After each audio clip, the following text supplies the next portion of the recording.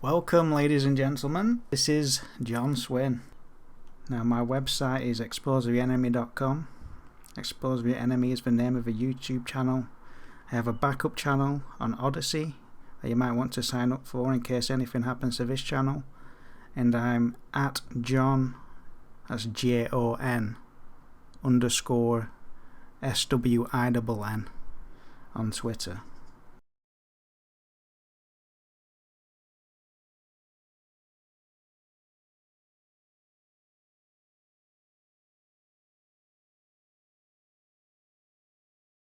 On the 20th of May 2022, several news articles were published regarding Oracle co-founder Larry Ellison's involvement in a November 2020 call about contesting Trump's presidential election defeat.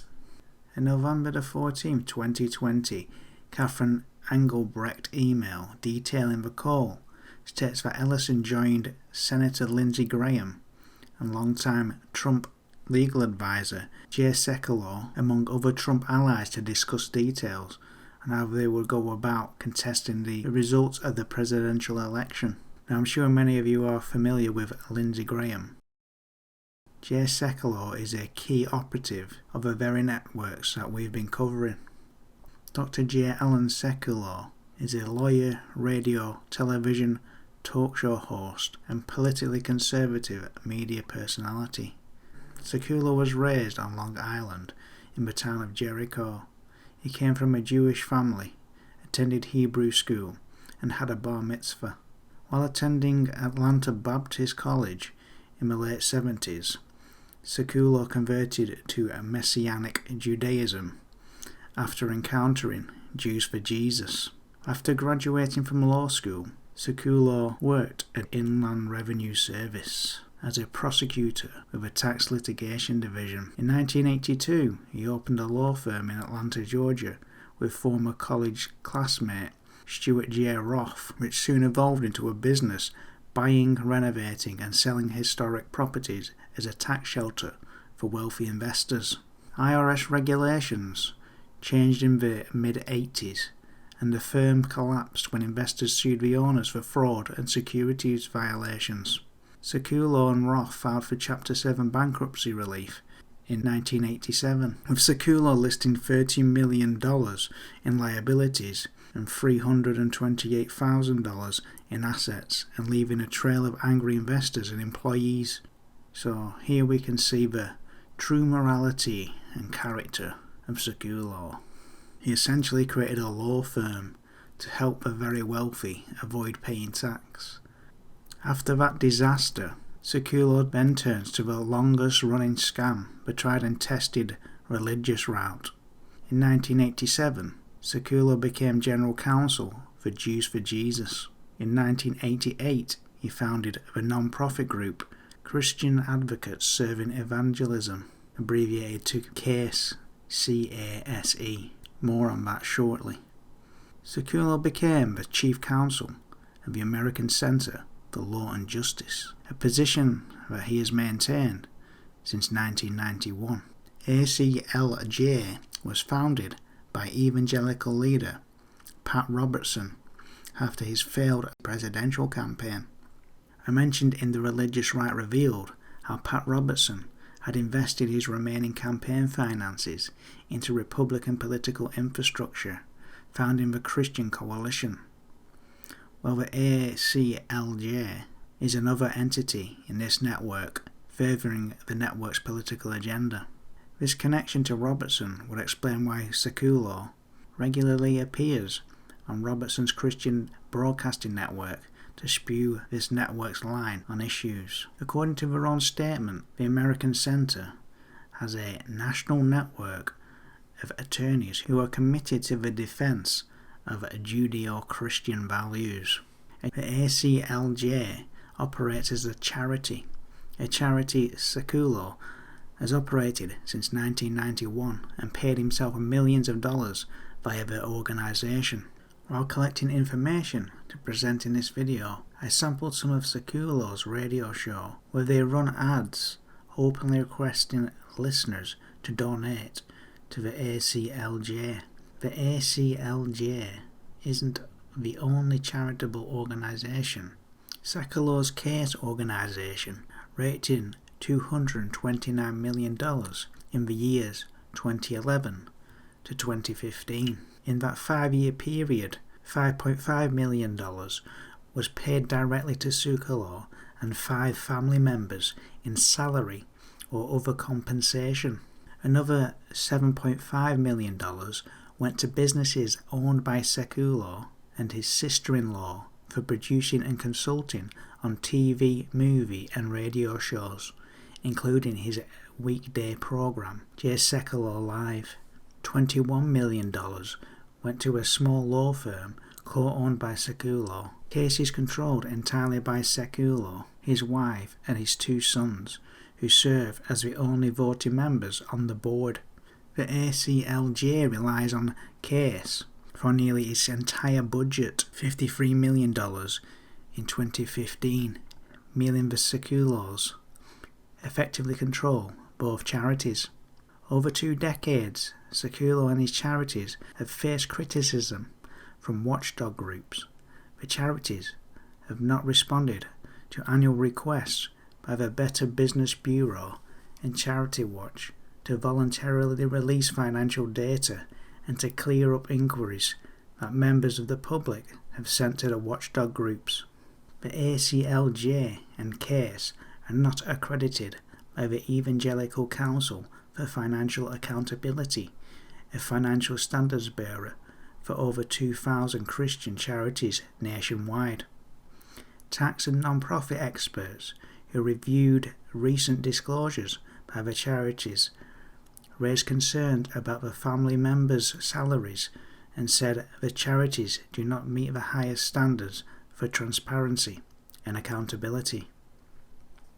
It's more like a family business than a public charity, said Daniel Barakchoff, president of the American Institute of Philanthropy, which runs Charity Watch. You would have to have a lot of trust in this family in order to want to give them your money. Well, I presume that they aren't getting these large sums of money in donations from just normal members of the public. Unsurprisingly, Sekulow is a member of a Federalist Society, and the records of the CMP memberships show that he was a member in 2017, 2018 and 2019, but he's not listed as a member in 2020. However, one of his right-hand men of the ACLJ, named Colby M. May, is listed as a member for 2020 and the prior years mentioned. May is Senior Counsel and Director of the Washington office of the ACLJ. He represents members of the U.S. House of Representatives and U.S. Senate on legislative initiatives involving national security, abortion, marriage, and pornography. Considering other organisations associated with ACLJ, such as the Council for National Policy or Federalist Society, we are looking at another vehicle funded by the same deep-pocketed donors such as the Koch, Coors, Bradley, Scaife, Mercer, DeVos and Prince families to finance operations and achieve their political goals. One of the key goals has been to stack the Supreme Court with judges friendly to their agenda. Throughout his time at the helm of ACLJ, Sekulow has been very focused on the Supreme Court and the nominations of justices. He even broadcasts his radio show from across the street from the Supreme Court. But that isn't all. Sekulow is a member of the Board of Trustees of the Supreme Court Historical Society in Washington, D.C., which is rather interesting considering that he is responsible in part for writing the past 30 years of that history. Of course, with the help of deep-pocketed donors who have helped funnel millions of dollars behind or against judicial nominees of their choosing in Supreme Court confirmation fights. So anyway, there has been a long history of this network supporting Republican presidents or presidential nominees who agree to nominate Supreme Court justices of their choosing if they get in power. Understanding this unsaid agreement helps explain the relationship between Donald Trump and Jay Sekulow and his presence on President Trump's legal team, and why he was on the phone call discussing key strategies to subvert democracy following the presidential election results in November 2020. There is that, and then there is Sekulow's history of tax dodge schemes for the wealthy. I'm sure that would be of interest to someone with such a questionable tax record as Donald Trump.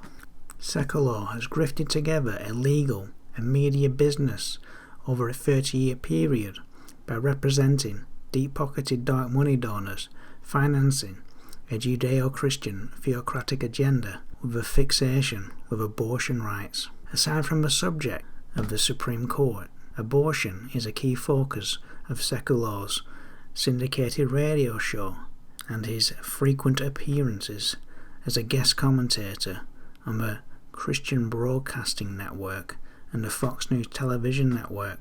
So we have covered Sekulow now. We've seen a lot of news stories in the past year relating to the Supreme Court.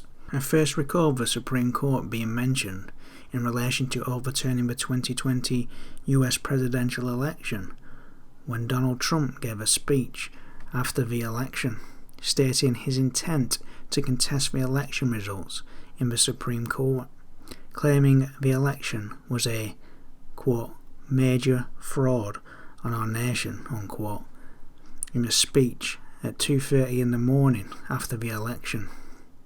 Quote, we want the law to be used in a proper manner, so we'll be going to the Supreme Court, unquote. So the entire idea of utilising the Supreme Court, or at least portraying that scenario as a reality to the pro-Trump followers, even if it is just to lead them on and give the cult some hope, because that has been a main theme of the QAnon movement, giving the brainwashed followers false hope after false hope, leading them along to what culminated as the events of January 6, 2021.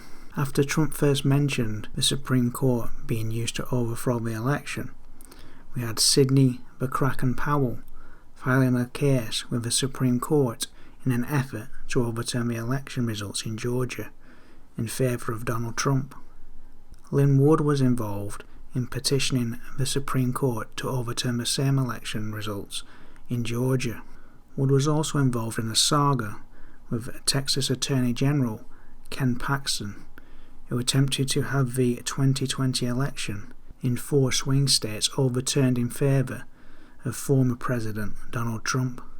Paxton, for what it's worth, is also financed by the Koch family. Paxton serves on the legislative board of the R Street Institute, a think tank connected to the ALEC and State Policy Network. And there was a two-legged circus that has infamously become to be known as Mike Lindell. He had claimed that he was going to file a case to the Supreme Court with evidence that he found in regards to his claims that Donald Trump won the 2020 election. And there is Supreme Court Justice Clarence Thomas's wife, Ginny Thomas. She pushed White House Chief of Staff Mark Meadows to work to overturn election results, according to text obtained by the January 6 committee.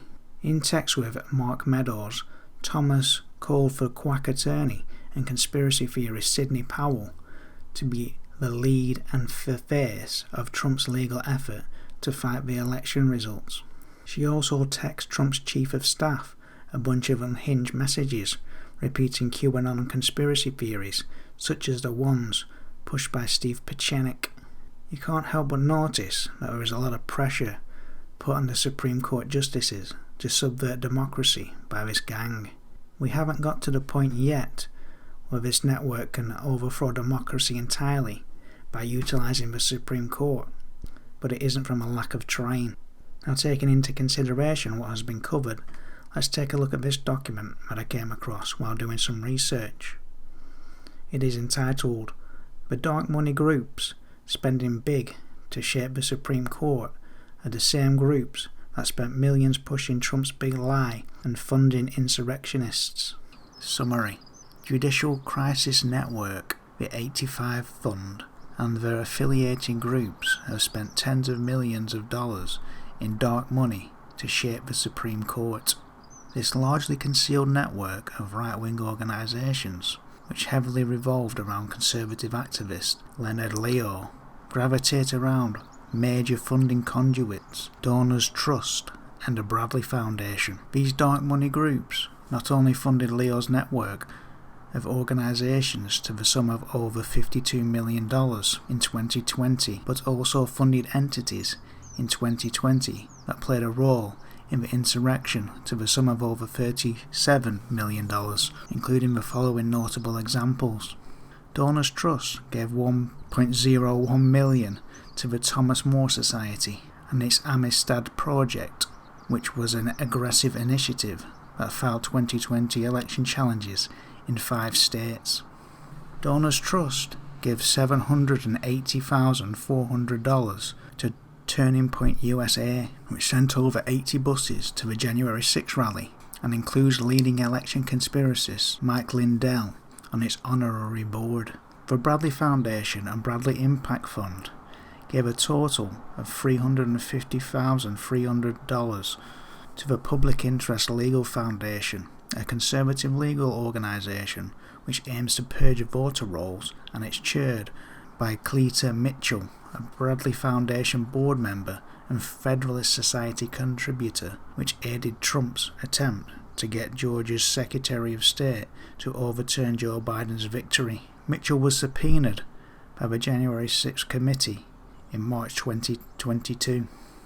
Donors Trust, which has been dubbed the dark money ATM of the right, is closely tied to Leonard Leo's network and gave the 85 Fund over $48 million in 2020, but its funding has gone far beyond the Supreme Court fights. In 2020 alone, it disclosed giving at least $28 million to about 40 entities that have supported the insurrection or have fed into the big lie of election fraud that motivated the Capitol riot. Some of the worst examples include $8 million to the State Policy Network, which partnered with the Heritage Foundation to push voting restrictions in Georgia and elsewhere following Trump's campaign of falsehoods about the 2020 election. $1.6 million to the Government Accountability Institute, which has pushed voter fraud claims and was co-founded by Trump loyalist Steve Bannon, whose podcast extensively argued that Trump won the 2020 election ahead of the insurrection. $1.45 million to the Wyoming Liberty Group, which helped fuel Wyoming Trump supporters' demands for 2020 election audits and falsely claimed the state's election systems were vulnerable to online interference. $1.1 million to the Center for Security Policy, whose founder and executive chairman Frank Gaffney questioned the results of the 2020 election and declared yes, there was fraud in the election. $1 million to Project Veritas, a right-wing disinformation group deeply involved in efforts to delegitimize the 2020 election before, during and after votes were cast. $860,000 to the Center for American Greatness, a right-wing media outlet and think tank that promoted allegations of voter fraud shortly after the election and downplayed the Capitol riot. $839,000 to the Group for Growth, which was called one of the biggest backers of public officials who later voted to overturn the 2020 election.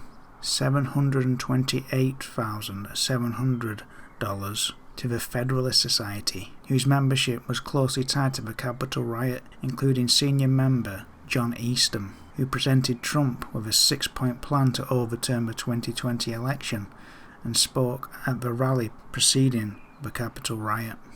The Bradley Impact Fund and Lynd and Harry Bradley Foundation are the main political finance engines of the right-wing Bradley family. In addition to its ties to Leonard Leo via Cleta Mitchell, The Bradley Network is a key funder of Leonard Leo's endeavours, giving his various dark money groups over $3.5 million in 2019 and 2020. The Bradley entities also shoveled at least $9 million to at least 15 different groups that have supported the insurrection or who have fed into the big lie of election fraud that motivated the Capitol riots. Some of the worst examples include $6.5 million to Project Veritas, $401,900 to Freedom Works, a Corp-backed operation that reportedly led protests about voter fraud after the 2020 election, and hired a conservative activist after she was fired for participating in Trump's attempt to have Georgia's election results overturned. $275,000 to West Coast think tank California Policy Center, a group that complained that ballot harvesting gave credence to election fraud claims in 2020, claiming Philadelphia and Detroit have poor records on election integrity and that unverified claims of fraud were fishy. $240,000 to the PragerU University Foundation, a group that produced a video titled How to Steal an Election, Mail-in Ballots, and whose founder said January 6 is a smokescreen like the Nazis used for Reichstag fire. Okay, so that's the overview of the PDF that I'll link in the description. Okay, so Larry Ellison, Oracle co-founder, executive chairman, chief technology officer, and former chief executive officer.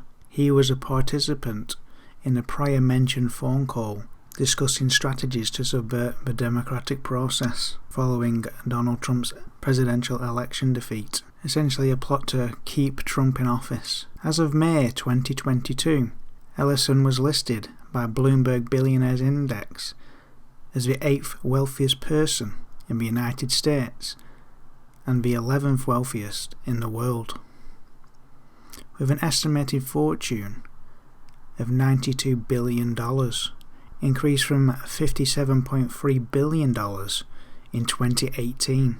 So his wealth has increased dramatically during the pandemic, which just happened to be during Trump's presidency. Very interesting.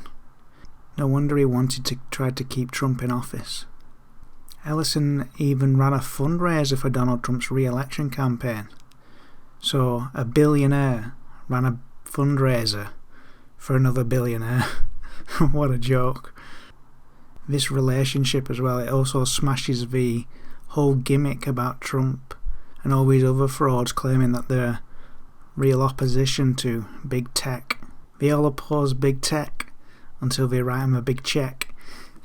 I'll have to do another video covering this topic. In this case, it looks like quite the opposite. Trump seemingly conspired with a wannabe technocrat in an effort to maintain power. We've seen recently how this narrative has developed around Elon Musk apparently being an advocate of free speech and how he was going to buy Twitter and unban Donald Trump. Worrying information contradicting the perception that Musk is a free speech advocate include Musk's decision to accept foreign governments hostile to free speech as investors of his Twitter buyout, an issue that may trigger a Committee on Foreign Investment in the United States probe into its potential national security risks. Musk's Twitter investors, Saudi Arabia's Prince Al-Walid bin Talal, Qatar's Foreign Wealth Fund, and China's Binance, could influence Twitter if given a seat on its board or through other means. Believe me, there are already some worrisome members of the Twitter board as it is. In a TED interview, Musk showed little interest in fighting internet censorship around the world, saying that Twitter should match the laws of the country. Instead, Musk's concerns about free speech have been directed mostly entirely at Twitter's moderation policies. Musk praised Donald Trump's social media platform, Truth Social, and stated that it exists because Twitter censored free speech. Trump created the alt tech platform after Twitter banned him for inciting violence following the January 6 Capitol incident. On May the 10th, 2022, Musk called Twitter's decision to ban Trump morally wrong and said that he would reverse Trump's ban if he buys Twitter. That raises the question whether this is all part of a larger strategy to get Trump re-elected. I'm probably more wary of what is going on here and aware of the potential of how a platform could be used or misused due to over-research on Cambridge Analytica and Facebook I've previously done, and how that was manipulated to benefit Donald Trump in the 2016 election. I suspect that Musk could try and do something similar with Twitter as well. Well, it turns out that Larry Ellison was also willing to put $1 billion towards this collaborative purchase of Twitter. According to a Business Insider article, Musk and Ellison are very close friends, and Ellison owns $1 billion worth of Tesla stock and is a board member of the company. So we are starting to see the pieces being put in place. For those who don't know, Ellison is Jewish. He was raised by followers of Judaism, though he rejects the religious dogma and believes it is mythology. Ellison says that his fondness for Israel is not connected to religious sentiments, but rather due to the innovative spirit of Israelis in the technology sector. This statement obviously caught my attention, as I've put together a section on the exposetheenemy.com website about Oracle, and has featured Safra Catz, the Oracle co-CEO, in some of the networks that I've put together over the years. I'll get more into that in a minute. One of Ellison's other key connections to Israel is to former Prime Minister Benjamin Netanyahu. Ellison offered Netanyahu a lucrative board position with Oracle after he left office. Now, I mentioned how Ellison drastically increased his wealth while Trump was president and during the pandemic. Now check this out regarding Oracle and government contracts. Oracle wouldn't exist without government contracts. I've also done some background research on this topic, and well,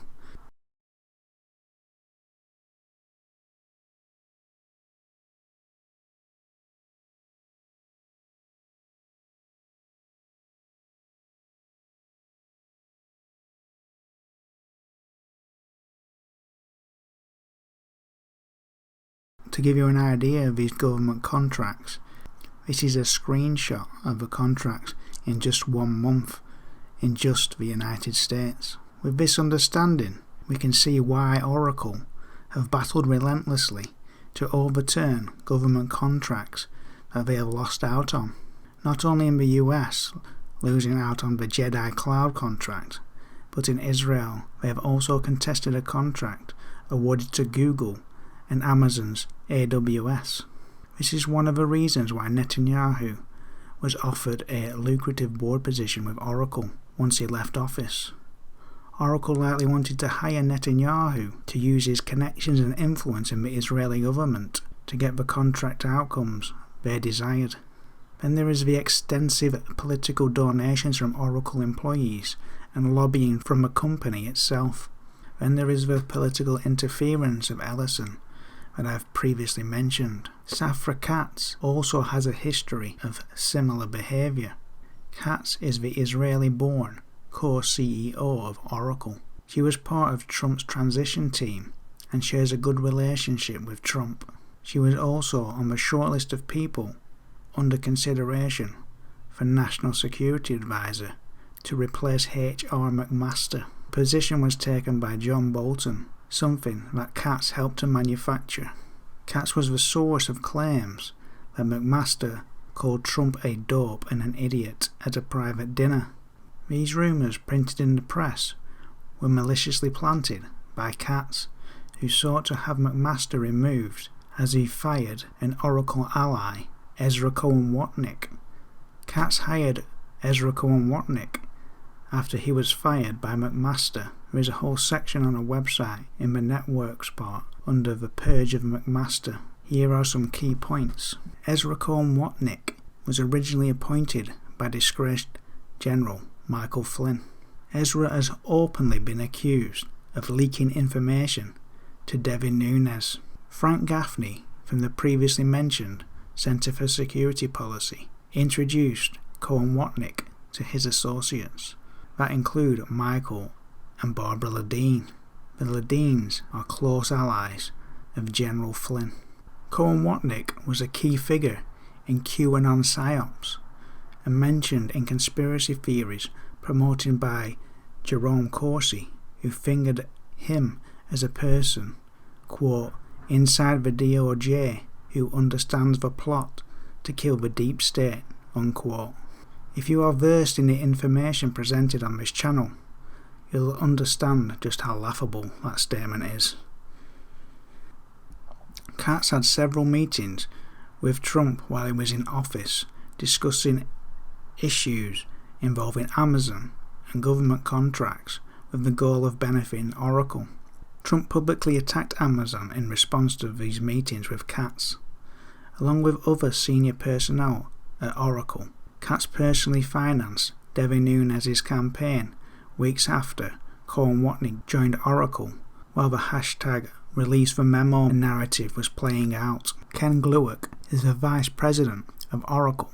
After the news broke exposing Oracle's controversial dealings with the Chinese state, Glueck retaliated by seeking personal information on the Intercept journalist who published the information and proceeded to publicly dox them.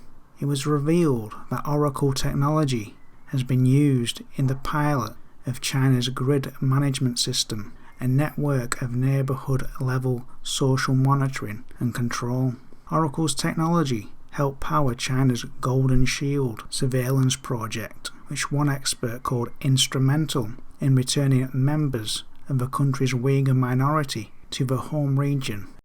A document presented at the Oracle conference by the Oracle employee as showing how a Chinese police department used an Oracle product to cull information on suspects from documents, social media, web content, chat rooms, flight records, hotel stay registries, and publicly available open data sets, gives an insight of how this technology can be used domestically in the United States using a social media platform like Twitter. That is why the relationship with these people highlighted in this video is so important.